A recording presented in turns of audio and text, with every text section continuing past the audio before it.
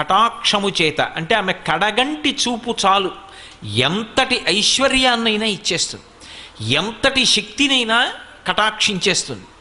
అంత గొప్ప చూపు కలిగినటువంటి తల్లి కనుక, చూపుల చేత పోషించగలిగినటువంటి తత్వం ఉన్నది కనుక, తన చూపుల చేత లోకమంతటినీ కూడా అనుగ్రహించగలిగినటువంటిది కనుక ఆ తల్లికి లక్ష్మి అని పేరు వచ్చింది.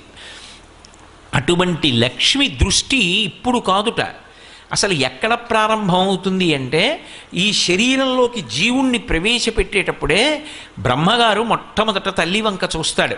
ఎందుకని అంటే చతుర్ముఖ బ్రహ్మగారు సృష్టికర్త. అమ్మవారి యొక్క చాలా శక్తివంతమైనటువంటి స్థానములు 64,000 శక్తిపీఠములు ఉన్నాయిట. ఈ 64,000 శక్తిపీఠములను దర్శనం చేస్తే ఎంత ఫలితం ఉంటుందో అటువంటి ఫలితం 3 శక్తిపీఠాలని